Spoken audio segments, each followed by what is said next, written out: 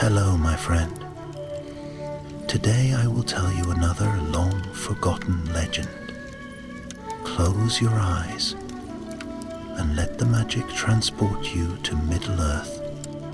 Our journey begins.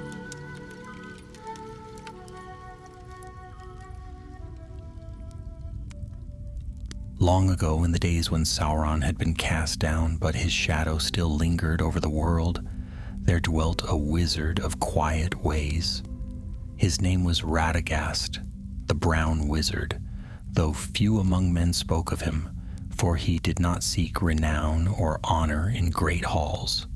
His home lay in Rosgobel, at the edge of the darkened forest of Mirkwood, where trees groaned with age and secrets, and birds of every feather found safe perch upon his roof.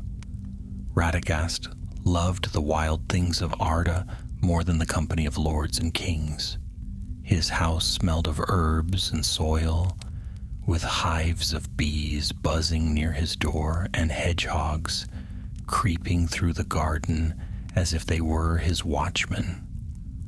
Elves passing through Mirkwood would sometimes glimpse him, his staff in hand, speaking to a thrush, or stroking the neck of a deer, as though it were his closest companion.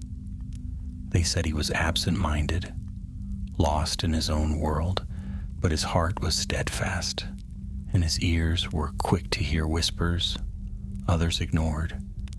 It was in the late autumn of one such year, when leaves lay red and brown upon the forest floor, that Radagast received tidings from afar. Gandalf the Grey came riding to his door, his horse weary from long roads, and his eyes grave with worry. "Radagast," he said, setting aside his hat, "there are stirrings in the south. Strange creatures are said to roam beyond the borders of Khand, things no natural beast could be. I have no time to spare, for I am pressed with other duties. Yet you, who know the ways of bird and beast, may uncover what hand has wrought such corruption." Radagast frowned, for he was not one to wander far from his woodland, nor did he delight in tidings of war and shadow. But Gandalf's words weighed upon him, and in his heart he knew the danger of letting such rumors grow unchecked. "If the wild is troubled, then troubled I must be also," he said at last.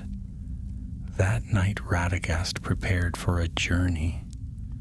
Though it was no easy task, he was unused to the long roads of men and the perils of distant lands.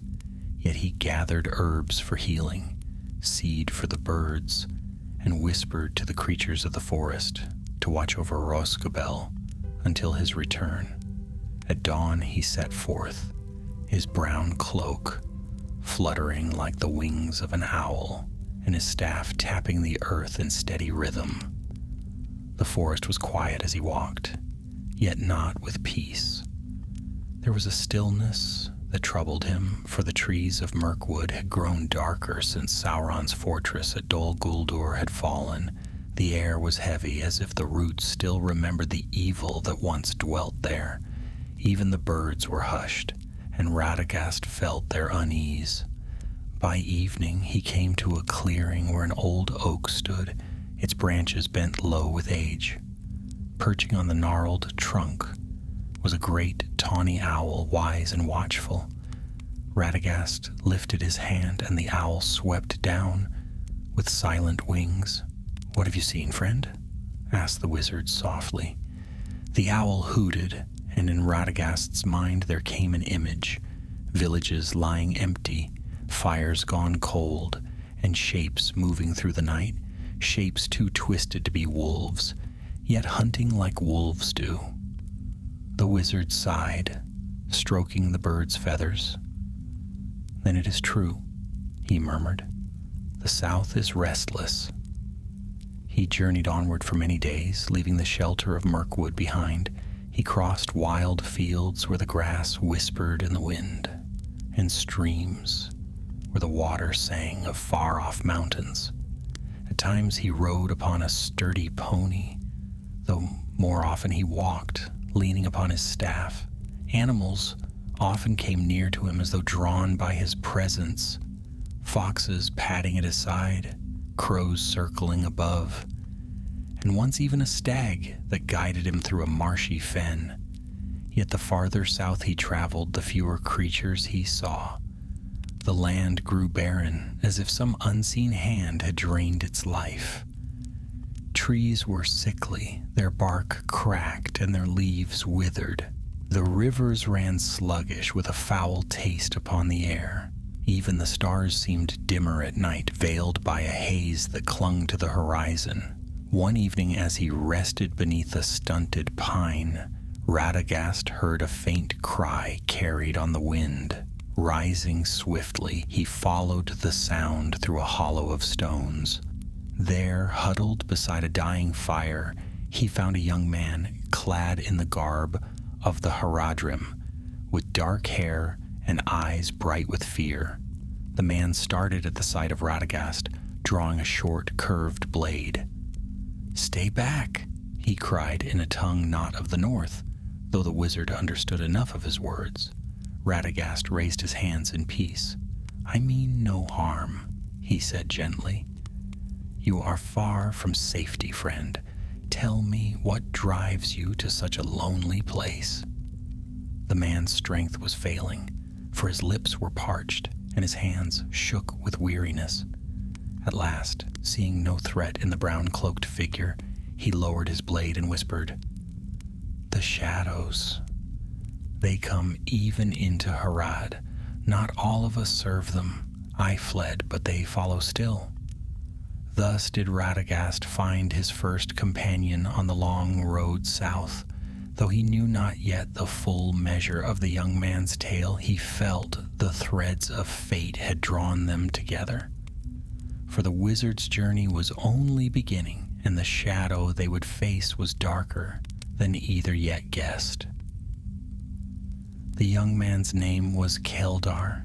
He spoke it softly, almost as if it were a secret when Radagast pressed him for it. His voice carried the accent of the southern lands, rolling and clipped in ways strange to the wizard's ear, but clear enough to be understood. Radagast gave him water and a morsel of bread from his satchel. Keldar ate quickly, though his eyes never strayed from the dark spaces between the rocks, as if he feared something was lurking there. When he had gathered some strength, Radagast asked, "Tell me, what shadow do you speak of? Who is it that hunts you?" Keldar looked at the ground, his jaw tightening. "They were once men like me, but they serve powers that should not be named. They twist beasts into monsters and call it strength. They promise glory to those who bow and death to those who refuse. My family," he stopped, his breath catching, "they would not serve, and so they are gone." The wizard's face grew grave. He placed a hand gently upon Keldar's shoulder. "Then you were wise to flee, yet take heart. You are not alone now." Keldar gave a bitter laugh. "Not alone? You are but one old man in a brown cloak." Radagast's eyes twinkled. "Appearances often mislead, young one. Stay with me, and you will see there is more to this cloak than moth-eaten cloth." That night they shared the warmth of a fire, while Radagast spoke softly to an owl perched above them, sending it off with a whispered request. The bird vanished into the night, silent as a drifting leaf. Keldar stared, his suspicion mixing with wonder. "You speak to them as if they are friends." "They are friends," Radagast answered simply. "The wild things are wiser than we think. They will guide us if we but listen." For days afterward they traveled together. Radagast's pace was steady, never hurried, though he seemed always to know which path to take. When the air grew foul, he found a clearer way. When Keldar despaired of water, the wizard led him to a spring bubbling beneath mossy stones. At times they saw no living thing for miles, yet at night birds came to Radagast as though drawn by unseen cords, bringing tidings of the road ahead. Keldar grew curious. Why do you walk these lands when you might have stayed safe in the north? Radagast tapped his staff against the earth, because the shadow spreads, and it must not go unchallenged. Gandalf the Grey bade me look to the south, and I will not turn back. Besides, the creatures of this land deserve freedom no less than the beasts of my forest. Still, doubts gnawed at the young man. He had fled Harad with nothing but his blade, and now he followed a strange old wanderer whose powers he could scarcely believe. Yet each day, the wizard's calm presence pushed those doubts a little further away. Their first true test came in the ruins of a village. The houses were low and built of sun-baked clay, their walls crumbled and their roofs broken. Smoke still clung faintly to the air, though the fires had burned out long before. Radagast stooped to touch the ground, lifting a pinch of blackened ash between his fingers. "Not orcs," he murmured. The fire was kindled by hands that knew this place well. Keldar's face darkened. It was my own people. Some of them serve the shadow willingly. They think it will make them strong, that it will give them victory against Gondor, but they are blind. Before Radagast could answer, a sound drifted through the still air, the guttural growl of a beast. The wizard raised a hand, and both crouched low among the broken walls. From the far end of the village came a creature unlike any Keldar had ever seen. It walked upon 4 legs like a wolf, yet its body was swollen, the skin stretched taut, as if filled with fire beneath. Its eyes glowed a sickly yellow, and from its throat came a hiss, more like steam than breath. Keldar's hand went to his blade, but Radagast shook his head sharply. "Steel will not help us here." The beast sniffed the air, its gaze swinging toward the ruins where they hid. Radagast pressed his palm to the earth, his lips moving in words older than men's tongues. A trembling spread across the ground, faint but steady. From the crumbled walls above, a flight of black crows rose suddenly into the sky, cawing with fierce cries. Startled, the beast turned, its attention caught. In that moment, Radagast pulled Keldar by the arm. "Run!" They darted through the broken alleys, the wizard's cloak streaming, Keldar's heart pounding. Behind them, the beast gave a furious howl and thundered after them, its claws raking the ground like iron. At the edge of the village stood a half-fallen tower. Radagast urged Keldar inside, up the winding stair. The beast clawed at the doorway, smashing through clay and stone, but the stair climbed high, and from the broken window at its top, they leapt into the wild. Radagast landed with surprising grace for one so old, and raised his staff. "Go back to the dark that made you," he cried. From the staff burst a surge of green light, not flame but living fire, as though leaves and vines had been woven into light itself. It struck the beast, and for a moment its skin writhed as if fighting against itself.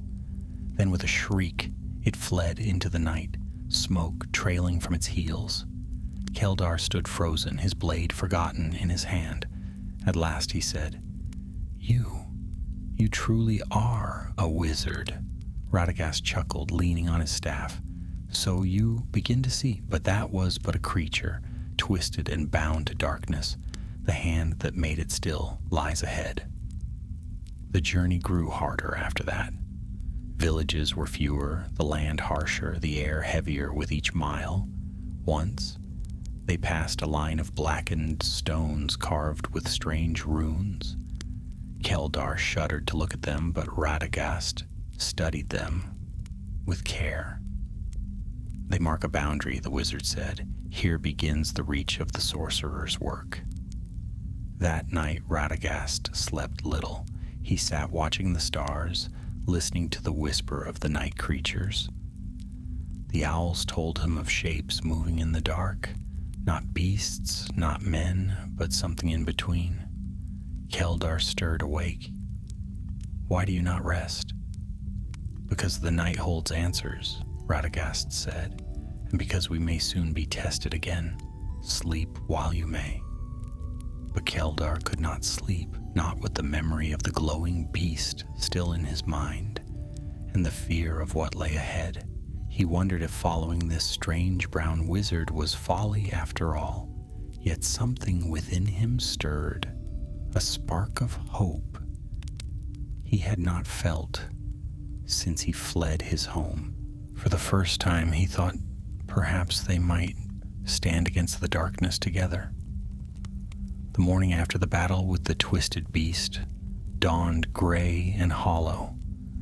A thin mist clung to the ground, curling between stones and broken walls, as if reluctant to lift. Keldar stirred from uneasy sleep beside the embers of their fire and found Radagast already awake, his staff planted in the earth as he studied the horizon. You watch as though the sun itself were an enemy, Keldar muttered, rubbing his eyes. Radagast's gaze did not move. It is not the sun I watch for, but the things that flee from it. The night drives them, yet they are bold enough to walk in shadow even when day comes. He turned, and his brown eyes seemed sharper than usual. We must move quickly. They will not rest until they find us. Keldar gathered his few belongings, without question, though a heaviness hung on him. He had not expected the road to be so perilous. Fleeing Harad had been one thing. Standing against beasts shaped by sorcery was quite another. Yet as he glanced at Radagast's bent form and weathered face, he felt a flicker of steadiness.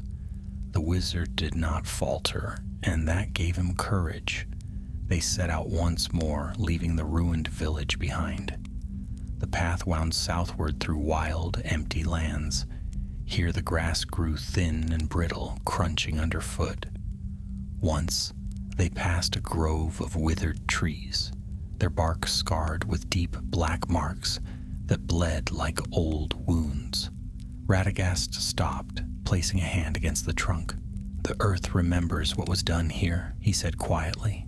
Magic used wrongly leaves scars that do not heal. Keldar shivered. Can such scars spread? They can, Radagast answered, drawing back his hand. That is why we must find the source before it spreads further. The days that followed were long and restless. They saw little life, save for vultures circling high in the sky and thin jackals skulking at a distance. Even the birds that came to Radagast seemed uneasy, their wings quick to flee once their message was delivered. One evening, as the light faded and the desert wind picked up, Keldar dared to ask the question that had lingered on his tongue for days. What is it you truly seek? You say there are sorcerers at work, but what do they want? Radagast gave him a sidelong glance. Power, as all who cling to the shadow desire. But I fear they aim for more than mastery of men's hearts. They seek to bend the creatures of the earth into weapons, beasts remade for war. The one we faced was but a first attempt. Keldar felt his stomach twist. He remembered the glowing eyes of the beast, the stench of burning flesh as it fled. If they succeed, they will unleash terrors upon the world such as not even the Dark Lord thought to make, Radagast finished grimly. And if Gondor and Rohan are forced to fight not only men, but such creatures, the shadow may yet rise again. The thought weighed heavily on both of them as they made camp. That night, Keldar dreamed of wolves with fire in their veins, storming across the plains of Harad, while men bowed in chains to masters cloaked in black. He woke sweating and found Radagast murmuring to a small hedgehog that had wandered near their fire. Somehow the sight calmed him. On the fourth day since leaving the ruins, they came to a valley, carved deep into the land, its sides sheer and broken. A thin path wound down, half hidden among stones. Radagast halted at the edge, studying it carefully. "Here," he said, tapping his staff against the ground. "The owls spoke of this place. Beyond lies a gathering of the very ones we seek." Keldar peered down. The valley yawned wide and dark, the air within carrying a faint smell of smoke. He swallowed hard. "And what would you have us do? Walk straight into their midst?" Radagast gave a small smile. "Not straight in, no. Wizards are not so foolish. We shall go as shadows ourselves and see what work they weave." They descended carefully, keeping to the rocks and scrub. The valley floor opened into a hollow where black tents had been raised in a circle, their fabric stitched with symbols Keldar recognized from his homeland, symbols of strength and dominion, but twisted, made cruel. Fires burned between the tents, and around them moved men clad in red and black. Keldar stiffened. "These are Haradrim." "Not all your people follow darkness," Radagast reminded him softly, "but these have chosen so." Among the men moved creatures on chains. Some were wolves, their bodies lean and snarling, but others bore marks of change. One had a second, smaller head that lolled uselessly on its shoulder. Another's limbs bent too far, its gait lurching with each step. Keldar's stomach turned at the sight. "They are practicing," Radagast whispered, his voice tight, "testing their craft upon beasts, till they find one strong enough to endure." They crept closer, keeping to the shadows. At the center of the camp stood a tall figure cloaked in gray, his face hidden beneath a hood. He raised a staff, and the men around him knelt. His voice rang out in a harsh tongue, commanding and sharp. Though Keldar did not understand the words, he felt the malice in them. Radagast, however, stiffened. "Old speech," he muttered. "Sorcery that should have been forgotten." The gray figure struck the earth with his staff. From one of the tents, two men dragged out a creature, once a boar, but now its tusks curved upward like sickles, its eyes white and sightless. The crowd roared approval. The gray figure spread his arms as if to claim mastery over life itself. Keldar's hands shook with anger. "They make mockery of the gifts of the earth." Radagast's jaw tightened. "Yes, and they must be stopped. But not yet, not with only two against many." As they withdrew, careful not to be seen, Keldar whispered, "Then what do we do?" Radagast's answer was firm. "We learn, we watch, and when the time is right, we strike. Not to destroy them all, for that may be beyond us, but to shatter their work before it takes root." That night, far from the camp, they found shelter in a shallow cave. The firelight flickered on the stone, and for a long time, neither spoke. At last, Keldar said, "If we fail, my people will be enslaved to this darkness, and perhaps all others too." Radagast looked at him steadily. "Then we will not fail. Remember this, Keldar. The shadow always seems stronger than it is. A single light, held fast, can drive it back. Do you trust me?" Keldar hesitated, then nodded. "I do." "Good," Radagast said, laying his staff beside him. "Then rest. Tomorrow, we plan how best to tear the roots from this weed before it grows into a tree." And though fear still weighed on him, Keldar found that he believed the wizard's words. Perhaps, just perhaps, The two of them together could stand against the gathering dark. The cave gave them shelter from the bitter winds of the night, but it did not silence Keldar's thoughts. He lay awake long after Radagast's breathing had grown slow and steady, staring at the dark ceiling above. His mind was crowded with images. The twisted wolf that had hunted them, the monstrous boar dragged before cheering men, the hooded figure raising his staff as though he commanded the very life of the world. He pressed a hand against his chest, feeling the beat of his heart. He had thought his flight from Harad was the end of his troubles.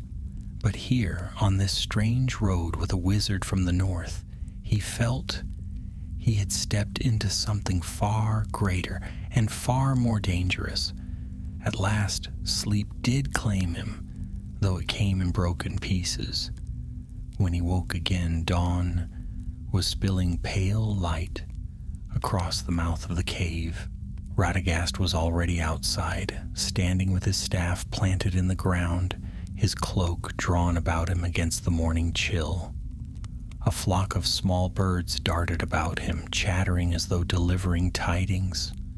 Keldar rose stiffly and stepped out to join him.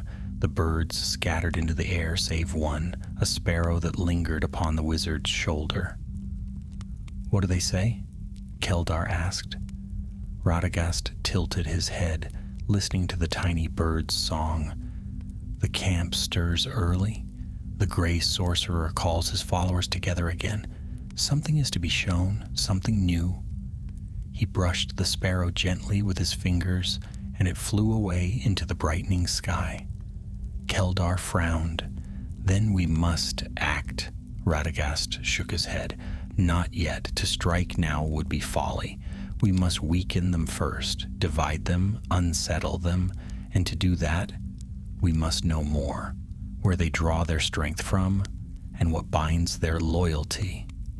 Keldar gave a sharp laugh, though it held no mirth. "Their loyalty is bought with fear. I know my people well enough. Fear can be turned," Radagast replied calmly. "If they fear the wrong thing, they may break from their masters." Together they left the cave and descended the valley once more, careful to keep to the rocks and scrub. This time they drew nearer, moving from shadow to shadow, until they could hear the rough voices of the men below. The camp had grown larger overnight. More tents had been raised, and more beasts stood chained in the open ground. Keldar's stomach turned at the sight of them. Some bore wings that sprouted awkwardly from their shoulders, too heavy for flight. Others had claws like hooks, their bodies gaunt and trembling from the strain of the magic worked upon them. At the center of the camp, the gray-cloaked sorcerer stood once more. His hood was pulled low, but when he raised his staff, the crowd fell silent. In his other hand, he held a bowl of blackened iron, from which a thick smoke rose. He cast the smoke upon the ground, and it writhed into shapes of beasts stronger, fiercer, more monstrous than those that already stood in chains. The men cried out in awe, some in fear, but none dared turn away. Radagast's face grew dark. He feeds their minds with promises. The beasts are not yet real, but he shows them what could be if they follow him. Keldar clenched his fists, and if they do, he will build an army such as the world has never seen. As the men chanted and raised their weapons, Radagast drew Keldar back into the rocks. "We cannot face him here, not with so many, but we can weaken his hold. Tonight, when the camp sleeps, we will strike. Not at the men, but at their beasts. If we set them free, their work is undone and their fear grows." Keldar's eyes widened. "Set them free? Those creatures are half mad with pain. They will tear us apart." "Not if I speak to them," Radagast said firmly. "Not if I remind them they are still children of this world. not slaves to his sorcery. That evening, as dusk fell, they crept close to the camp once more. Fires burned bright, and the men feasted loudly, drinking and shouting beneath the watch of their master. Radagast and Keldar circled to the far side where the beasts were kept behind crude wooden fences. The air was thick with their stench. Some snarled as the two approached, others whimpered like broken things. Radagast raised his staff, and a soft green glow spread from its tip, bathing the ground in gentle light. The beasts grew still, their eyes fixed upon him. "Peace?" he murmured, his voice carrying like a soft wind. "You are not forgotten. You are not forsaken. Come back to yourselves." One of the wolves, its body twisted with patches of raw, glowing skin, lowered its head. Another beast, the boar with the white eyes, snorted and stamped the ground. Slowly, the chains that bound them creaked and loosened, not by magic, but as though the creatures themselves willed them weak. Keldar stared in wonder. "You're speaking to them." "I remind them who they are," Radagast whispered. "The shadow cannot erase that, however deep it burrows." Suddenly a shout rang out. A guard had seen them. He raised his spear and cried alarm. At once, the camp erupted in noise, men rushing from their tents, torches flaring, weapons clashing. Radagast lifted his staff high. "Now!" he cried. The beasts surged forward, snapping their chains. Some fled into the night, wild and terrified. Others turned on the camp, lashing out at the men who had tormented them. Shouts of triumph turned to screams of panic as fire spread, tents collapsing beneath the chaos. Keldar drew his blade, standing at Radagast's side. "They'll kill us." "Then we run," Radagast commanded. Together they darted back toward the rocks, slipping through the confusion. But the gray sorcerer saw them. He raised his staff, and a blast of dark fire split the night, striking the ground at their feet. The earth shuddered, and a great crack split the rocks. Radagast turned, his cloak whipping in the wind. For the first time, Keldar saw the wizard's face lit with anger. "You deal in arts that should never have been," Radagast shouted, "and you will pay the price for them." The sorcerer's hood fell back, and his face was revealed, a man of Harad, his skin weathered by the sun, but his eyes black as pitch, empty of all light, his mouth curved in a cruel smile. "The brown wizard dares meddle in my work? You are too late. The south will burn with my beasts, and Gondor will fall." Before Radagast could answer, another blast of fire hurtled toward them. He struck the ground with his staff, and vines erupted from the earth, thick and green, shielding them from the blow. The flames hissed against the living wall, then faded. "Keldar!" Radagast cried. "To the rocks! Now!" Reluctantly, the young man obeyed, scrambling up the slope. Radagast followed, the sorcerer's laughter echoing behind them as the camp descended further into chaos. Only when they had reached the safety of the high ridge did Radagast pause, leaning on his staff. His face was pale with weariness, but his eyes still burned with determination. "We struck a blow," he said softly, "but he will not forget us, nor forgive us. The battle is joined, Keldar, and it will not end until one of us is broken." Keldar stared back at the burning camp below, the smoke rising into the night sky. He felt both fear and a strange thrill in his chest. For the first time he understood. This was no longer flight. This was war. The ridge was cold and windswept. Smoke from the burning camp below curled into the night like a dark serpent, blotting out the stars. Keldar leaned on his knees, gasping for breath, while Radagast stood tall, despite his weariness, his staff planted firmly in the rocky ground. "They will follow us," Keldar said at last, his voice hoarse. "He saw us. He knows who you are. He will not stop." Radagast nodded gravely. "Yes, he will hunt us. But the beasts are scattered, and his men will not trust him so easily now. We have bought time, if not victory." Keldar looked at the wizard in disbelief. "Time? That sorcerer commands fire itself, and you call that time bought?" Radagast placed a hand on his shoulder, steady and calm. "Do not mistake power for strength, young one. His fire burns bright, but it devours everything around it. That is its weakness. We have another road, one of patience, of wisdom, of life. Do you not see? Even now he lashes out in fury because two strangers dared to undo a fraction of his work. He is not unshakable." Keldar swallowed hard. The words were steadying, yet the fear remained. In his mind, he still saw the sorcerer's black eyes and cruel smile. They rested only a little before setting off again, climbing higher into the hills. The land here was jagged, filled with boulders and ravines that cut deep into the earth.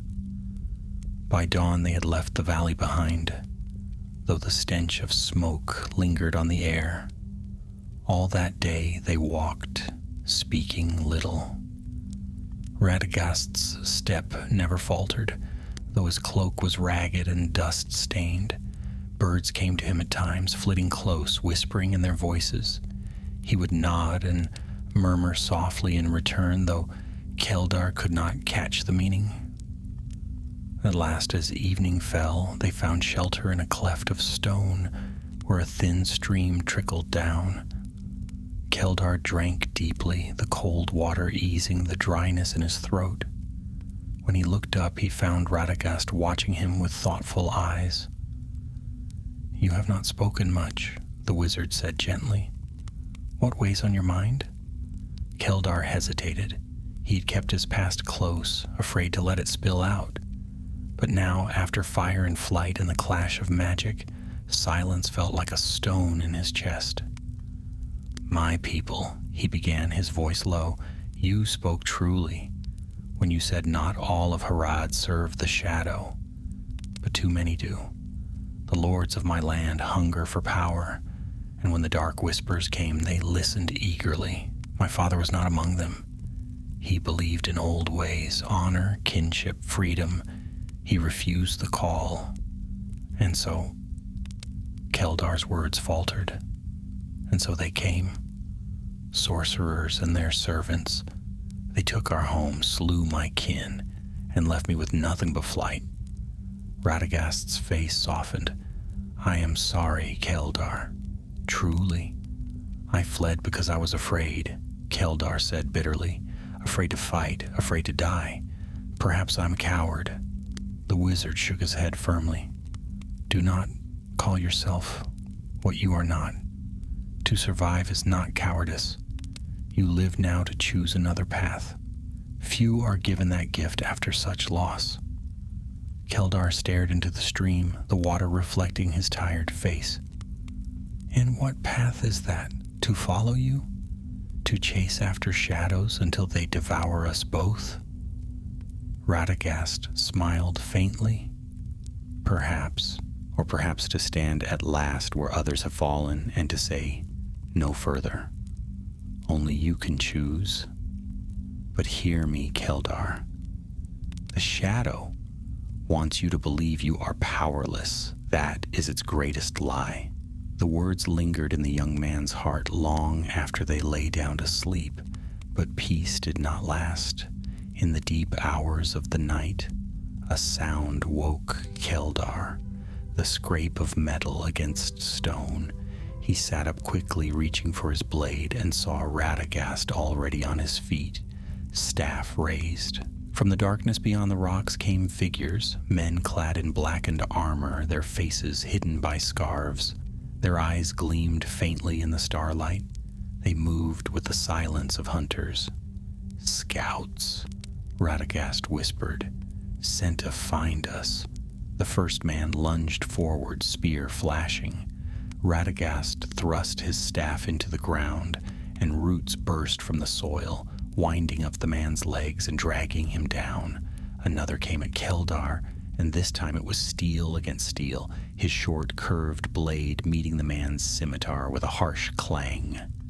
Fear burned hot in Keldar's chest, but so too did anger. He struck hard, driving the man back, until Radagast cried out, "Do not linger! More will come!"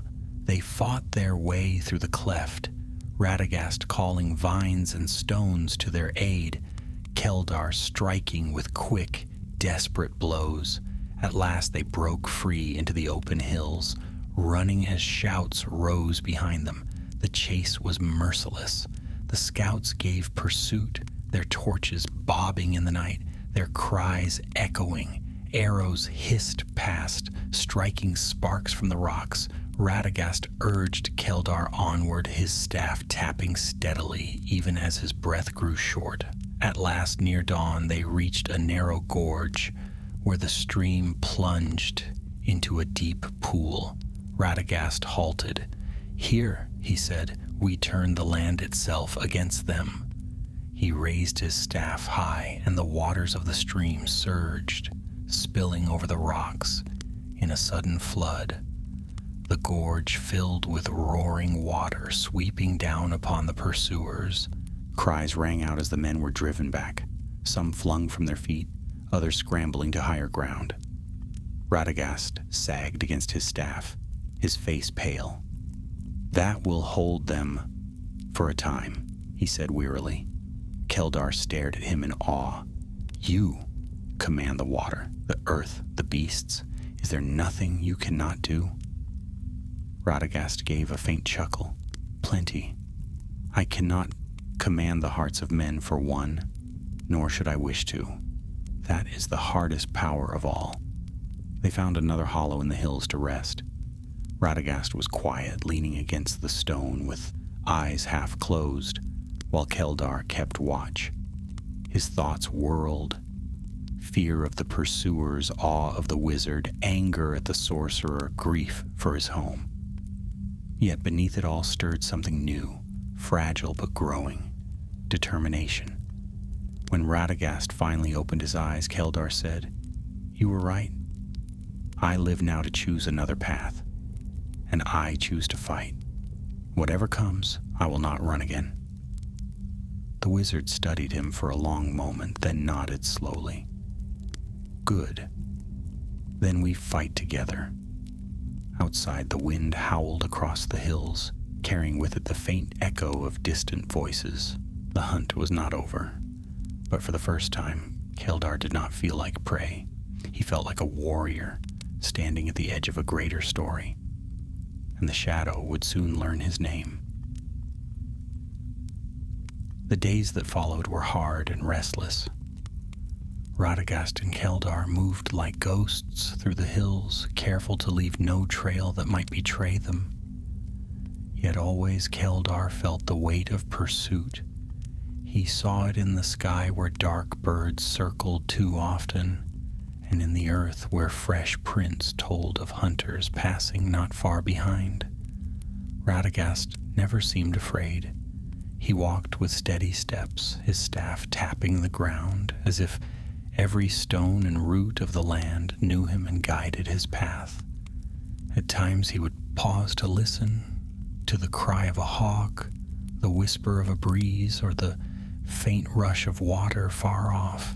Then he would nod, change direction, and lead them by ways Keldar would never have guessed. Still, the young man's doubts gnawed at him. "We cannot keep running forever," he said, one evening as they rested beside a narrow stream.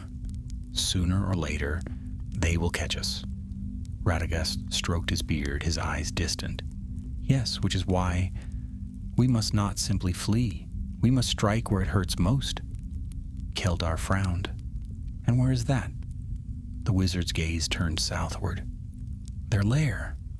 the root of their foul work. If we can find it and break it, then their power scatters like smoke in the wind. The thought made Keldar's stomach tighten. You mean to walk straight into their stronghold? Not straight, Radagast said with a faint smile. There are ways yet hidden to us. But yes, that is the road ahead. They set out once more, following the stream into lands wilder and stranger than any Keldar had known. Great ridges of stone jutted from the earth like the spines of some buried beast, their shadows long and sharp. The air grew heavy, carrying a faint stench of rot that clung even to the wind. At night, their fires burned small, hidden behind rocks. Keldar lay awake, hearing strange cries in the distance, cries not of any beast he recognized. Radagast listened too, his brow furrowed. The land is twisted, he murmured. Each cry is a wound upon it. On the third day, they came to a wide plain where the grass was scorched black. In the midst of the plain stood a circle of stones, tall and gray, their surfaces etched with runes that writhed when the eye lingered too long. Radagast halted. We are close, he whispered. This is a marker of their craft. Keldar's hand went to his blade. Then their lair lies beyond? Likely, the wizard answered, but tread carefully. Such places are watched. Indeed, as they drew nearer, shadows stirred among the stones. Figures emerged, men clad in dark robes, their faces hidden by masks of bone. They carried staves, not swords, and their eyes glowed faintly in the dim light. Keldar's breath caught. More sorcerers. Radagast lifted his staff. Not true sorcerers, but followers who mimic what they do not understand.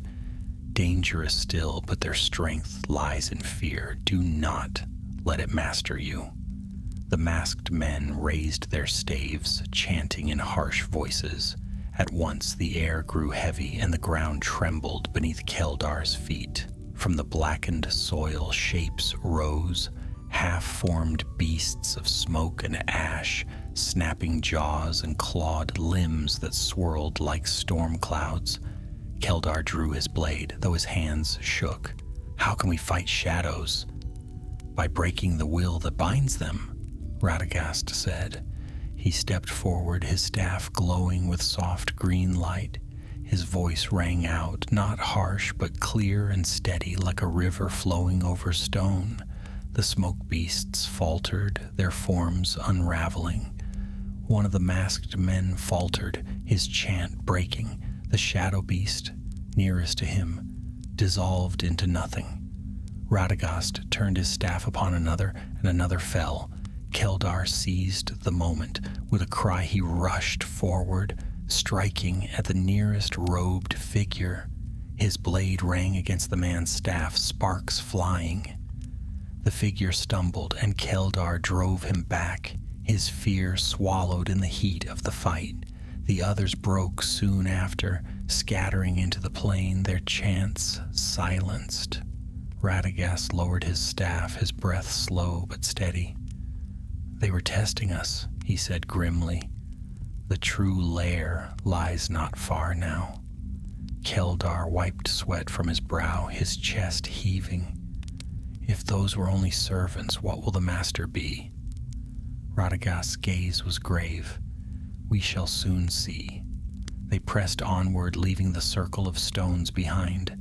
The land grew harsher still, the air filled with a faint hum as though the earth itself groaned. At last, near sunset, they reached a rise from which they could see far across the plain. There it lay, the lair of the gray sorcerer. It was a fortress of black stone, half sunken into the earth, its walls rising like jagged teeth. Smoke curled from vents in the ground, and within the walls strange fires burned, casting the whole place in a dim red glow. Creatures prowled the yard, wolves with glowing eyes, boars with jagged tusks, and others too twisted to name. Keldar's heart sank. How can two hope to stand against that? Radagast placed a hand on his shoulder. Because two are all we have. And sometimes two are enough. They retreated to the shelter of a rocky outcrop where they could watch unseen. As darkness fell, the fortress came alive with movement. Men patrolled the walls, torches flaring. Strange cries echoed from within, half beast, half human. Radagast sat in silence, his eyes closed, as though listening to something far away. At last he opened them and said, "Tomorrow we enter, not by the gate, for that is folly, but by ways the stone itself will reveal." Keldar stared at him. "You mean to break into their fortress? Just the two of us?" "Yes," Radagast said simply, "for if we do not, then all the world may feel the lash of what they forge here. Courage, Keldar. The hour is dark, but we are not without light." That night, Keldar lay awake, staring at the fortress looming in the distance. Fear coiled in his stomach, heavy and cold, yet beside it burned something else. Resolve. He had run long enough. Tomorrow he would face the heart of the shadow, and whatever the cost, he would not turn away. The fortress loomed like a black scar against the dim horizon. Keldar had seen fortresses before in Harad, built of sandstone and bright under the desert sun, but this was something else entirely. The walls here seemed less built than grown, stone twisted, as though forced upward by cruel hands.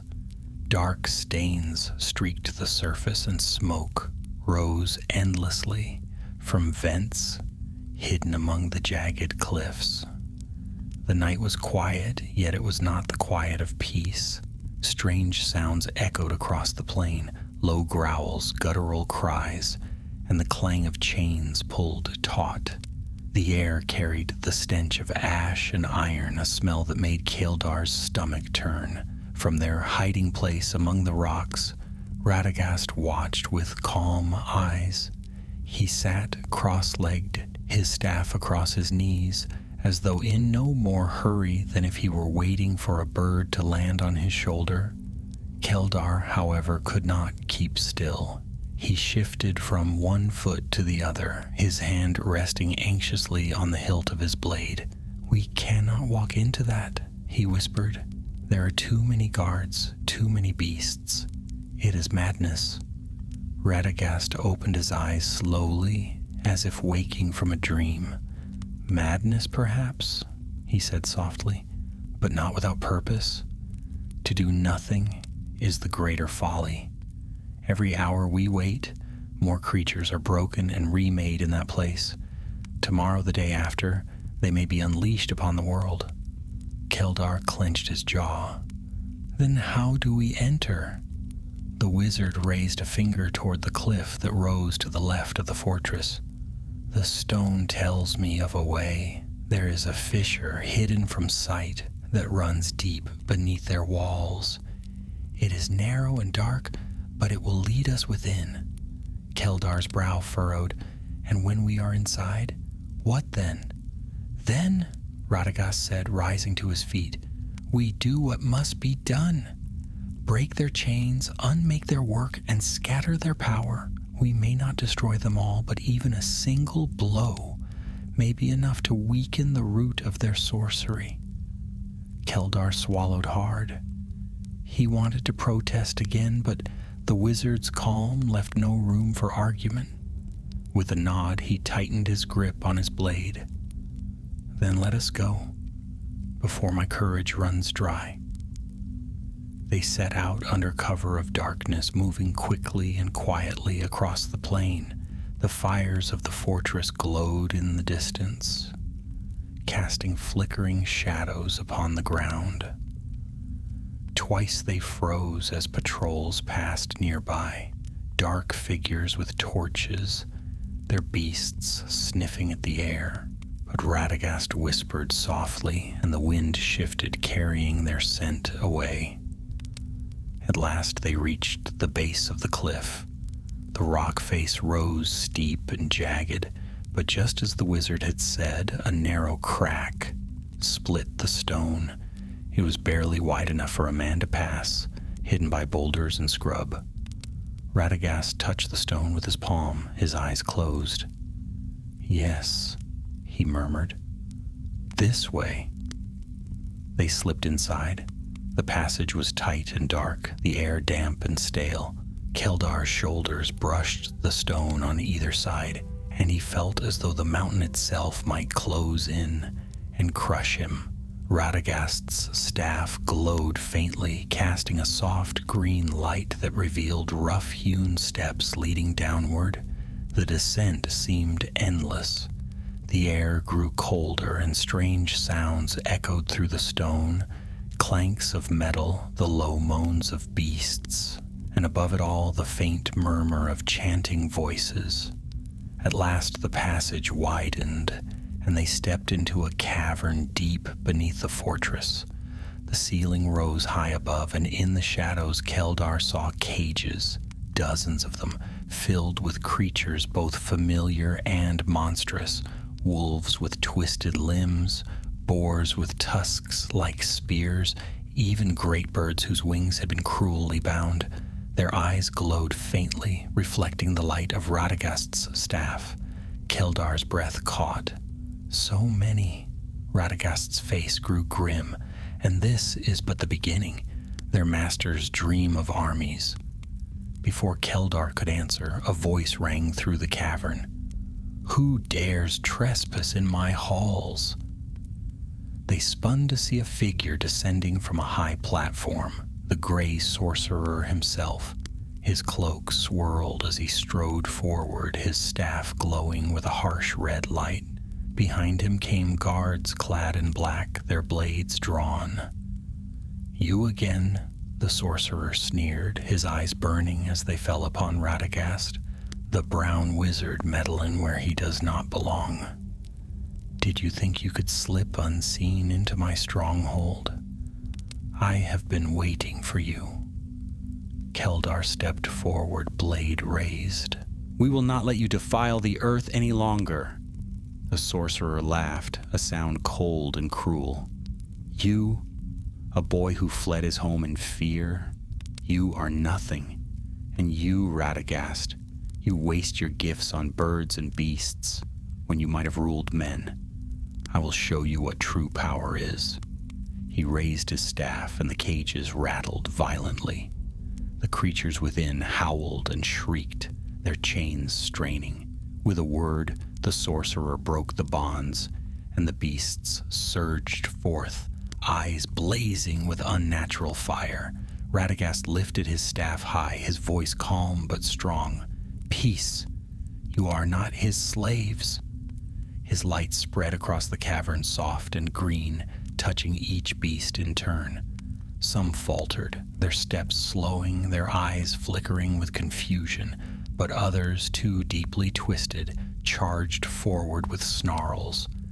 Keldar met the first with his blade, ducking beneath a swipe of its claw and driving his steel into its side. The beast shrieked and fell, vanishing in a burst of smoke. Another lunged, and Radagast thrust his staff into the ground. Roots burst from the stone, wrapping around the creature and dragging it back. The cavern was chaos. Shouts of guards, roars of beasts, the clash of steel and magic. Through it all, the gray sorcerer stood tall, his laughter echoing as he raised his staff again. The ground split, and from the fissure rose a monstrous shape, a creature like a serpent, its body scaled in black stone, its eyes burning red. Keldar froze in horror. "What is that?" Radagast's face was grim, a thing that should never have been.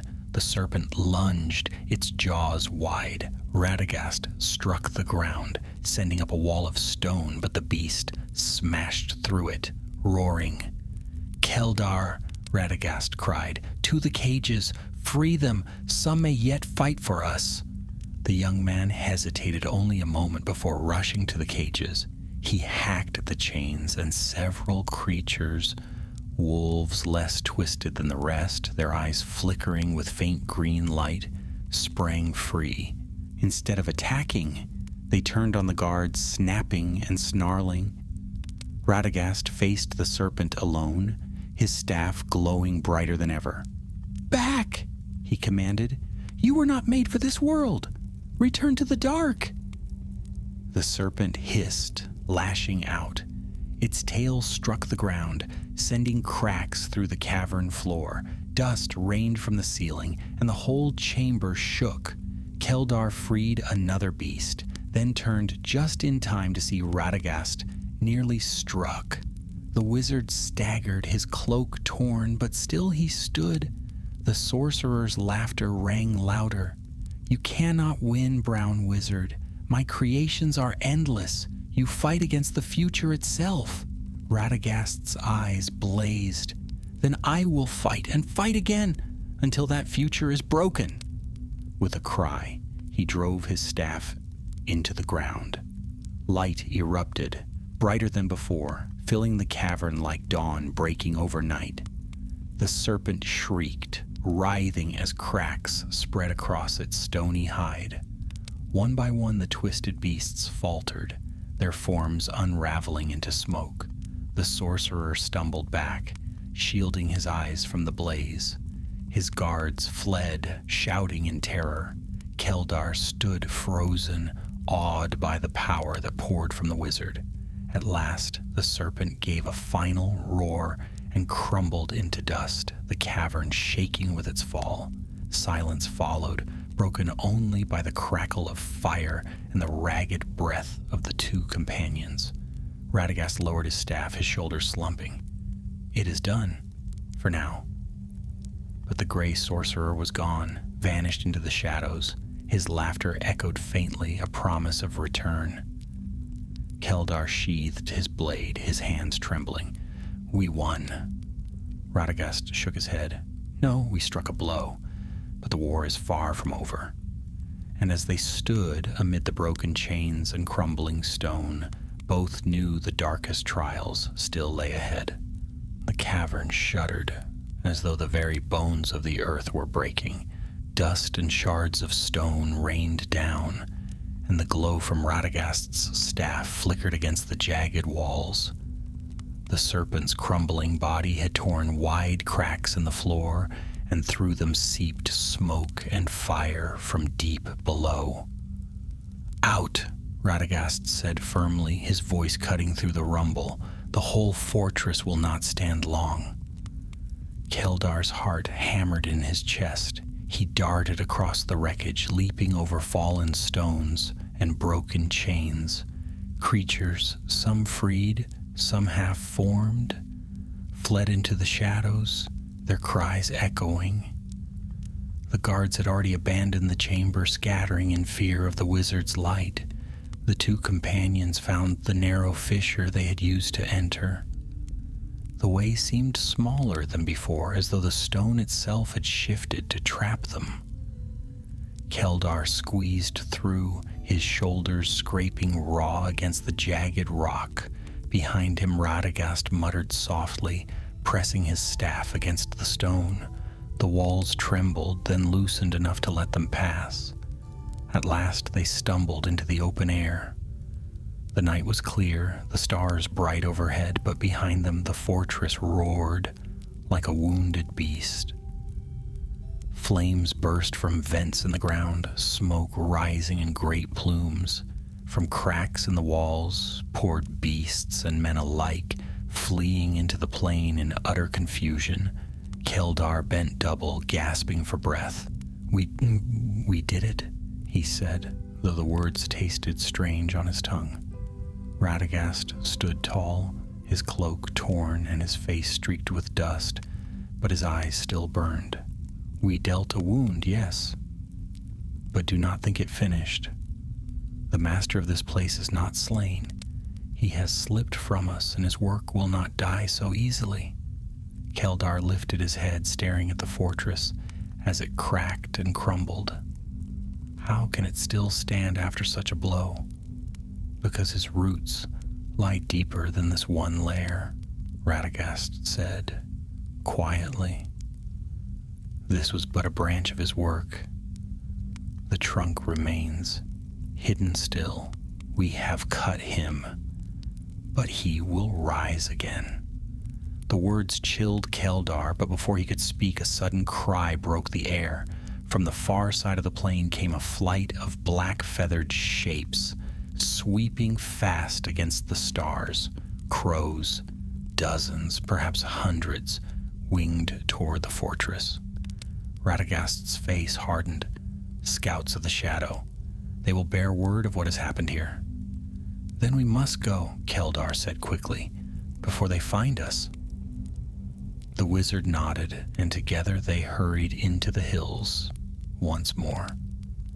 Their path was rough, the rocks sharp beneath their feet, but they did not stop until the fortress lay hidden by distance. At dawn they found shelter in a shallow cave. The first light of morning crept across the plain, glinting on the smoke that still rose in the distance. Radagast sat wearily against the wall, his staff across his knees. Keldar leaned beside him, exhaustion tugging at his limbs. Yet his mind still raced with what they had seen. "That sorcerer," he said at last.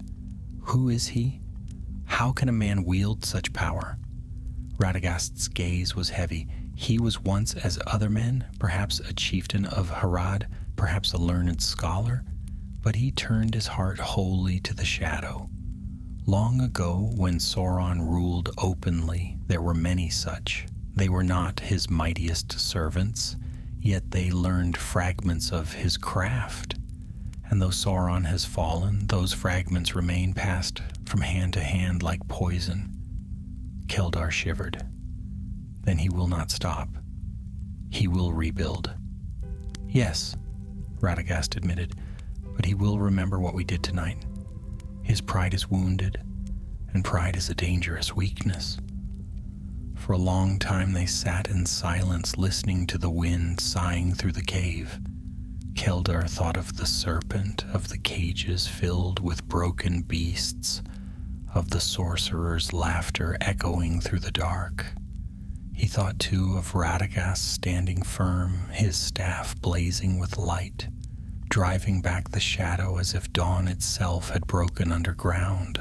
At last, Keldar said, "You were right, wizard. I was meant for this road. If there is more to be done, then I will walk it with you." Radagast looked at him, and a faint smile touched his worn face. "Good, for it will be long, and we will need all the strength we can muster." They rested that day, but by evening Radagast stirred again. He rose and stepped to the cave's mouth, lifting his staff. A hawk circled overhead, and at his call it descended, alighting upon his arm. He listened to its cry, his brow furrowing. "What news?" Keldar asked, rising. Radagast's voice was grim. "The sorcerer has not fled far. He gathers his scattered followers in the east. Already he weaves a snare, perhaps to strike at us, perhaps at others. We cannot linger."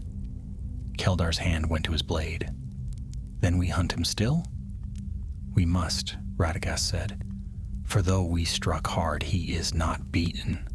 And if he is left to heal his wound, he will return with greater fury." So they set out once more, this time eastward. The land here was harsher still. Long ridges of stone, valleys filled with dust, and skies where the sun seemed to hang red as blood. Their path was rough and unmarked, and more than once Keldar stumbled, yet Radagast pressed on, always sure of the way.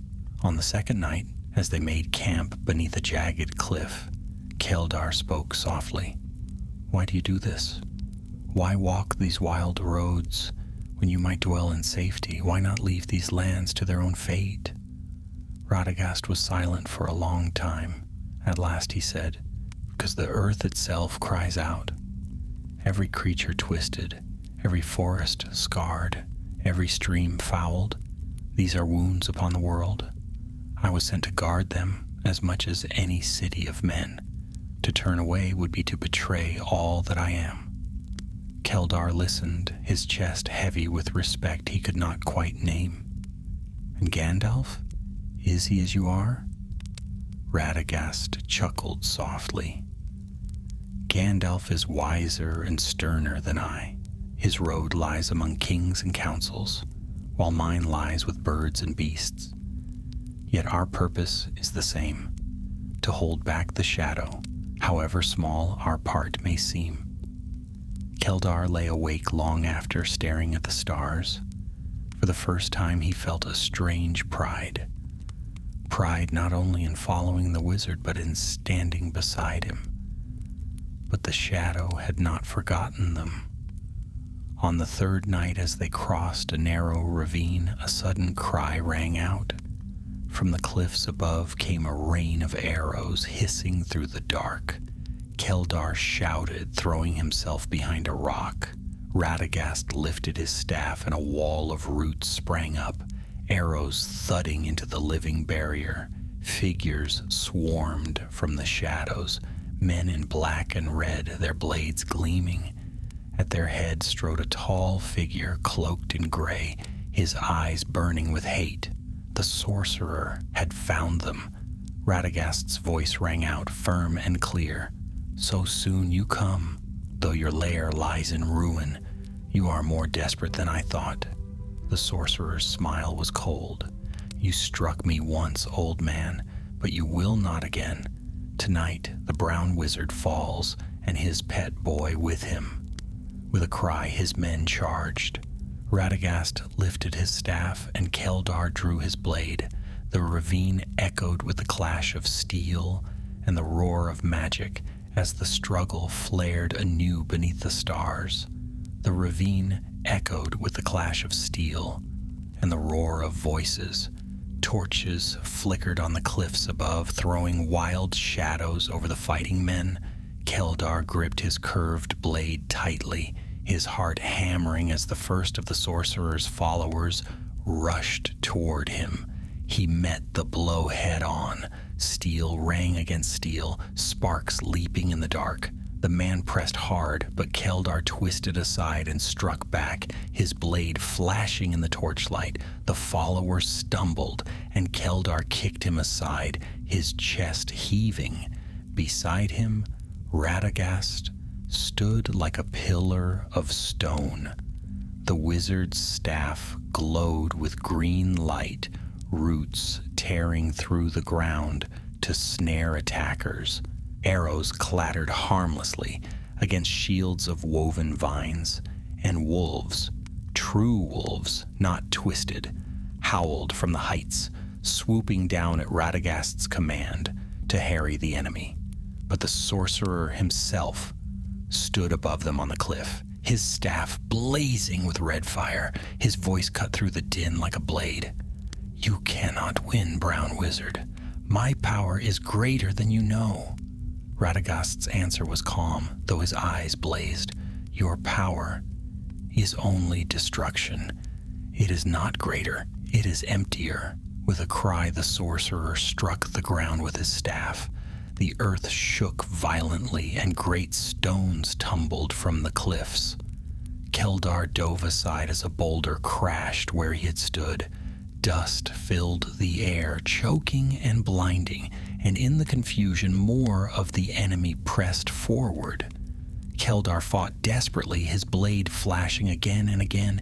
He parried a scimitar, ducked beneath a spear, and drove his weapon into the side of another attacker. His muscles burned, his lungs screamed for air, but he would not fall. Each blow he struck felt less like survival and more like defiance. Radagast, too, pressed on. His staff swept arcs of light through the air, knocking men aside, calling branches and stones to rise against them. Yet Keldar could see the strain upon him.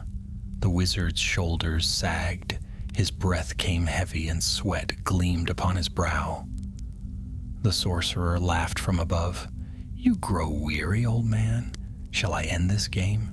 He He lifted his staff, and from the red glow poured a torrent of fire, streaming down the cliff like a river of molten stone. It roared across the ravine, scorching rock and earth alike.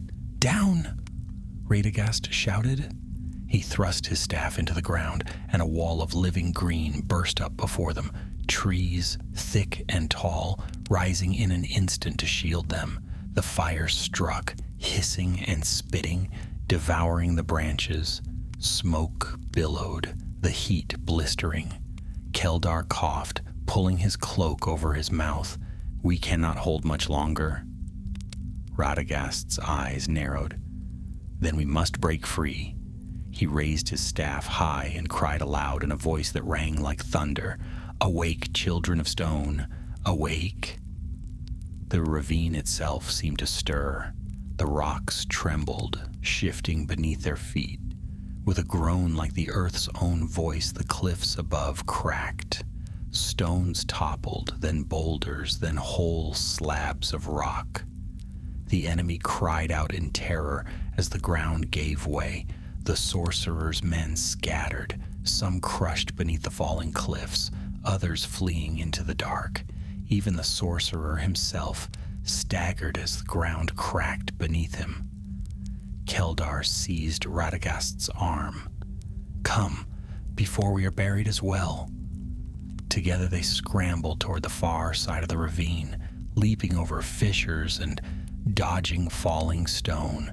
The roar of collapsing cliffs thundered in their ears.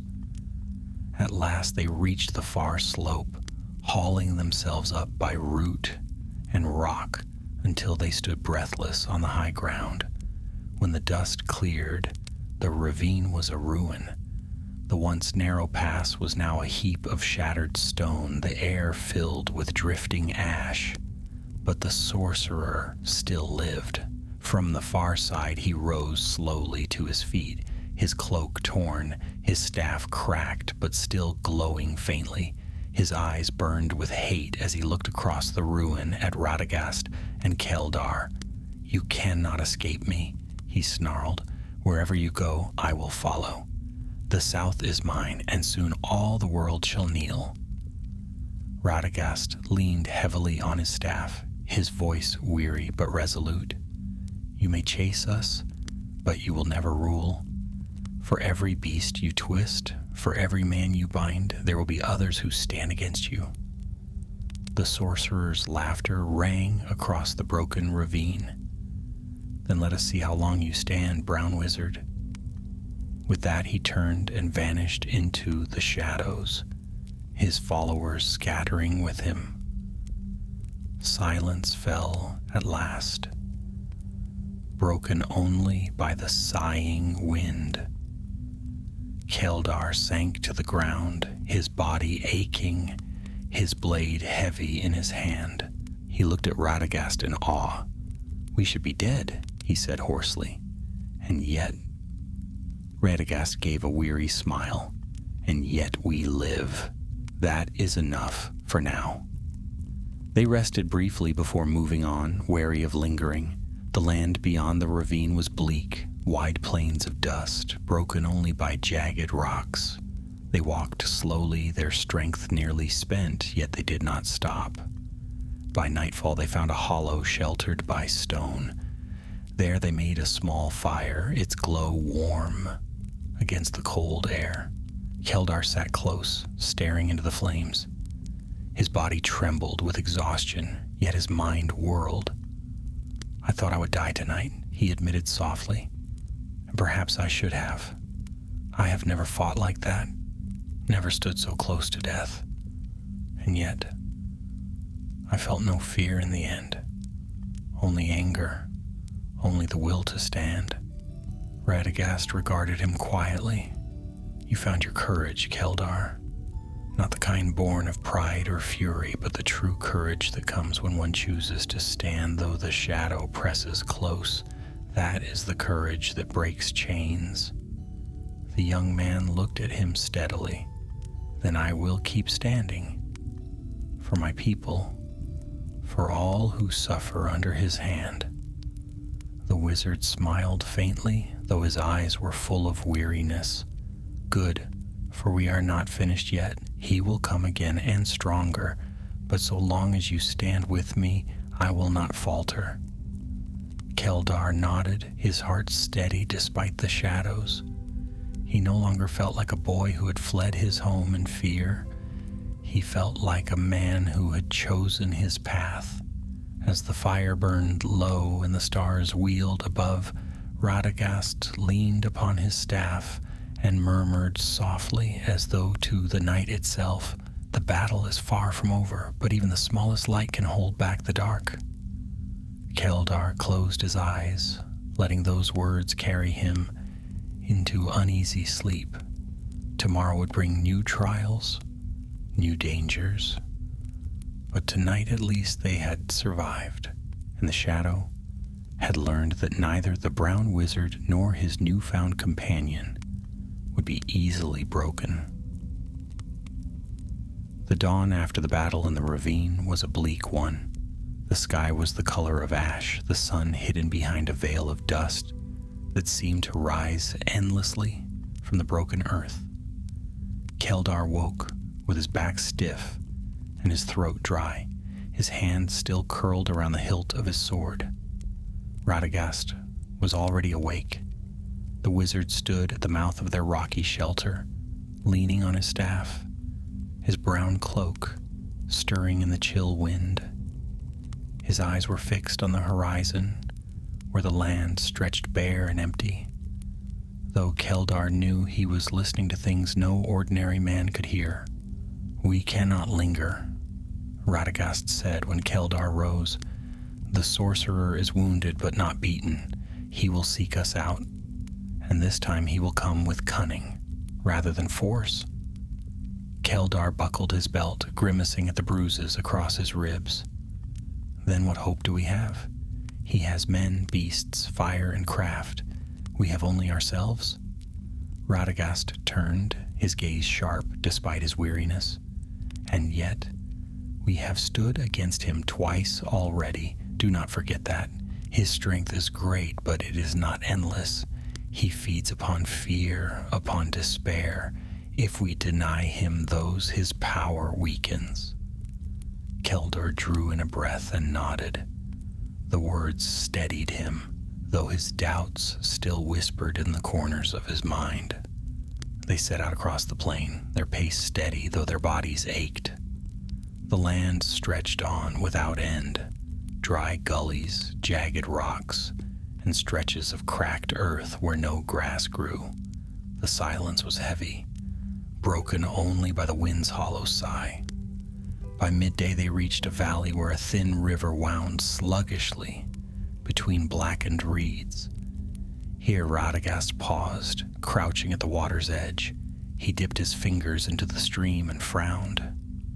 "It is poisoned," he murmured, "fouled by the work of shadow. Even the waters are not spared." Keldar's jaw tightened. "Then we are too late. His touch is everywhere." "Not everywhere," Radagast said firmly. He rose and tapped his staff against the ground. At once the reeds stirred, and the faint shimmer of green spread through them.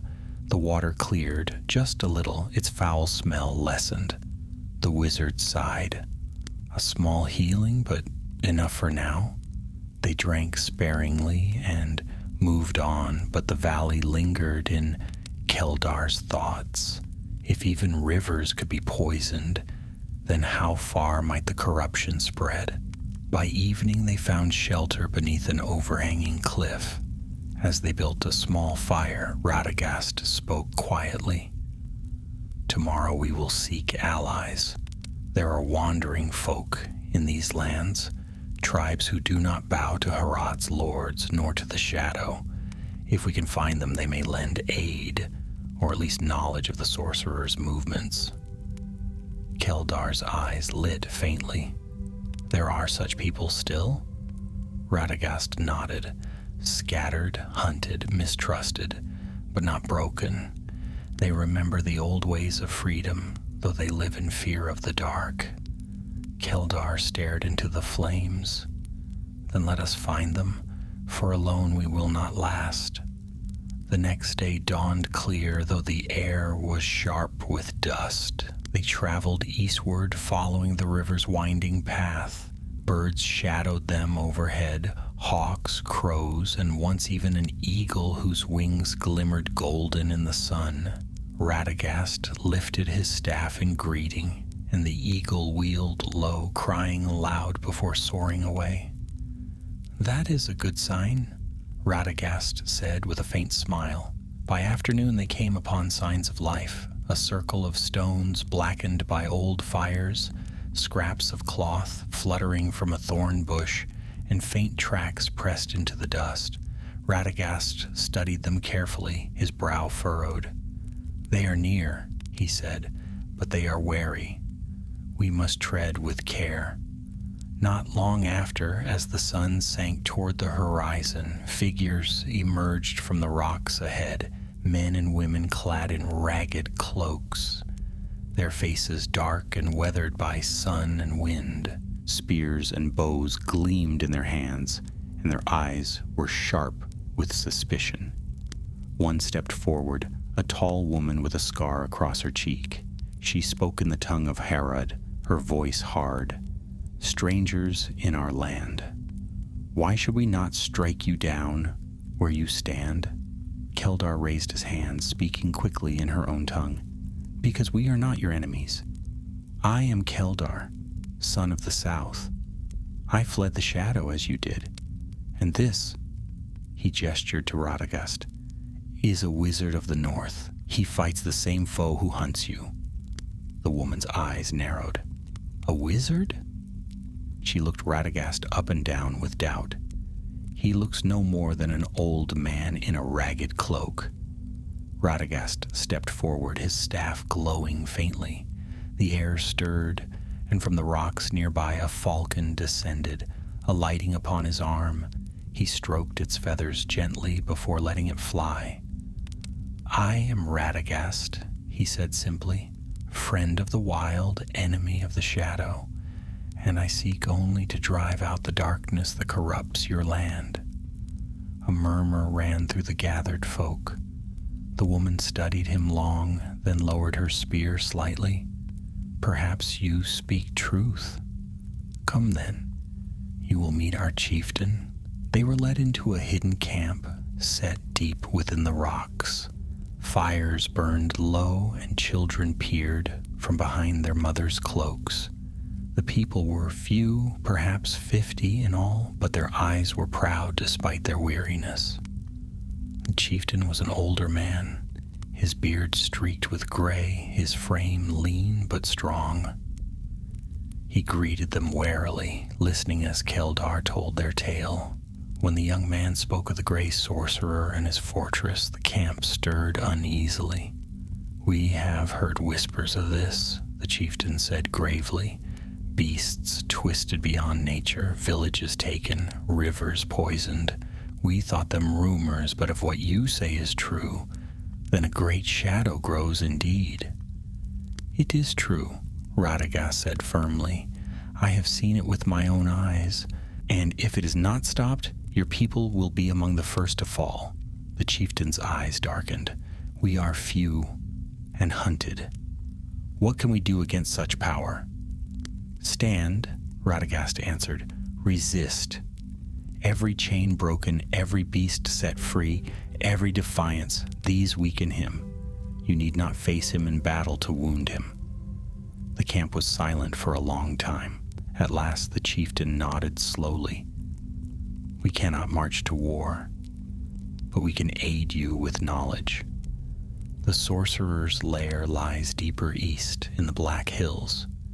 He gathers his strength there, and from it he sends his men to scour the land. Few return who go near." Radagast bowed his head. "Your gift is greater than you know. With this knowledge, we may yet strike him where he thinks himself strongest."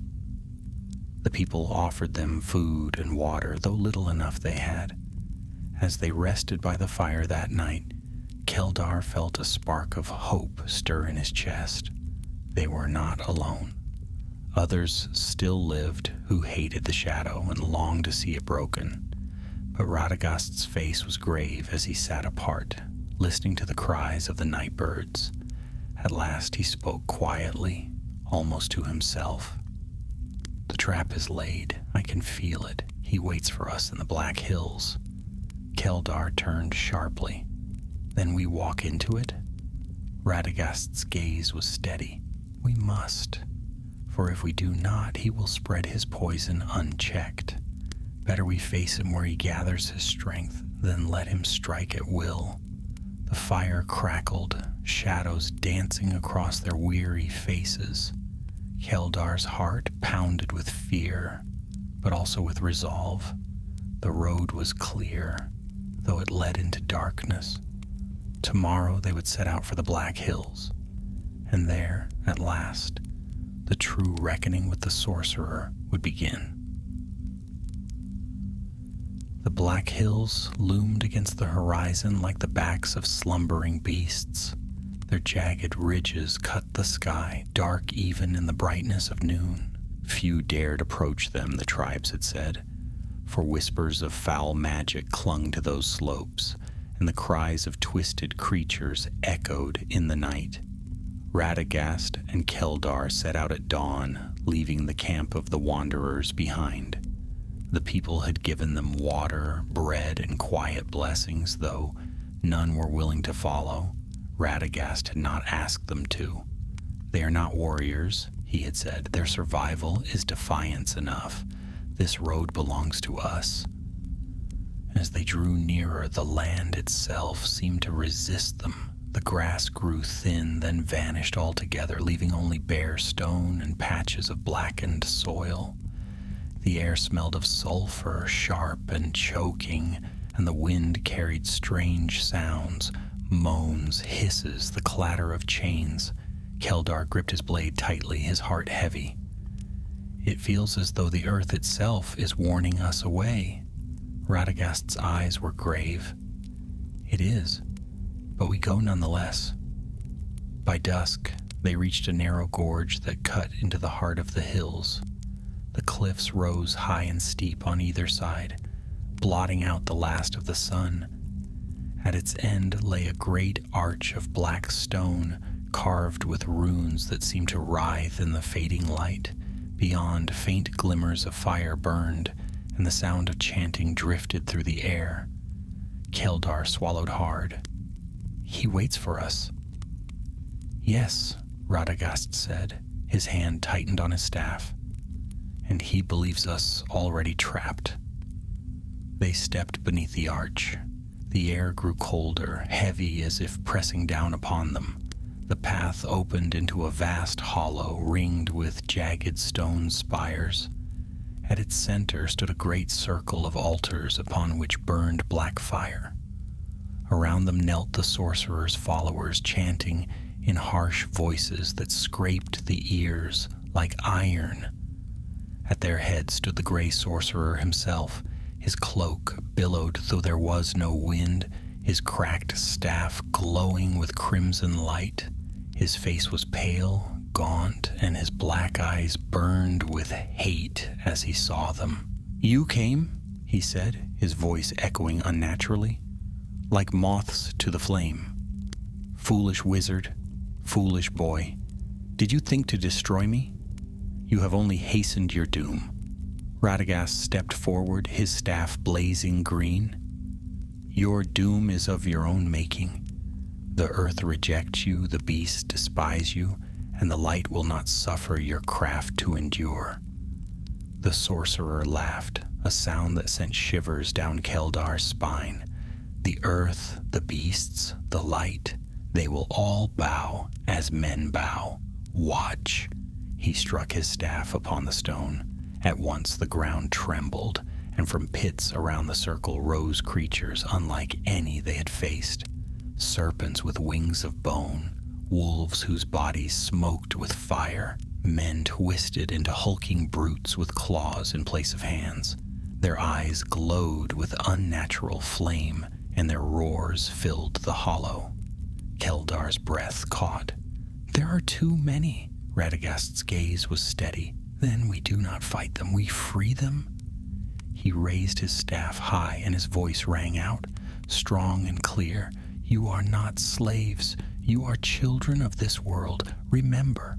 The beasts faltered, some snarling, some howling in confusion.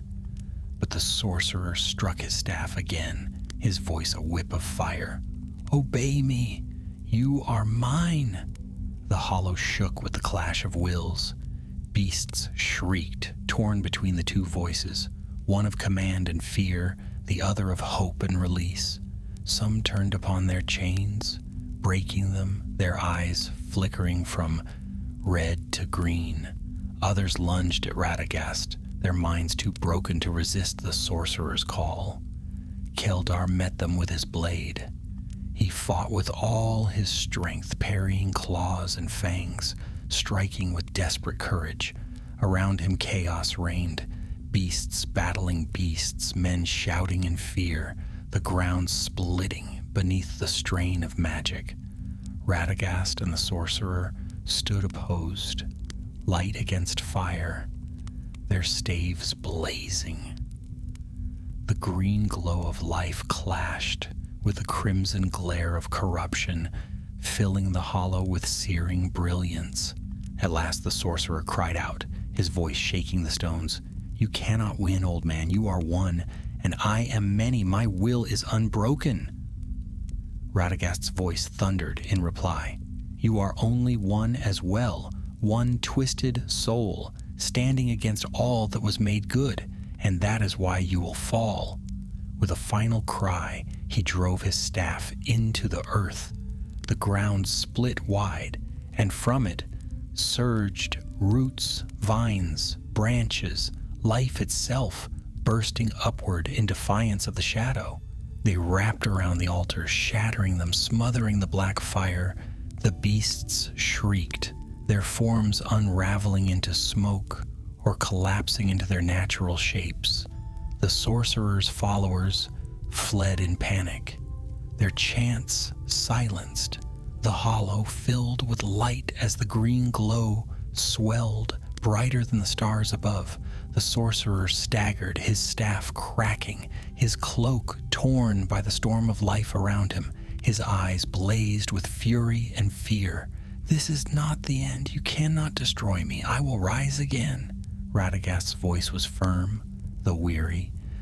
Then rise as many times as you will. Each time you do, we will be here to cast you down. With a final roar, the sorcerer vanished into a burst of smoke and flame, swept away by the collapse of his own power. Silence fell. The hollow lay in ruins, the altars broken, the fires quenched. The beasts were gone, freed or unmade, and the air was clear for the first time in many days. Keldar dropped to his knees, his blade clattering to the ground.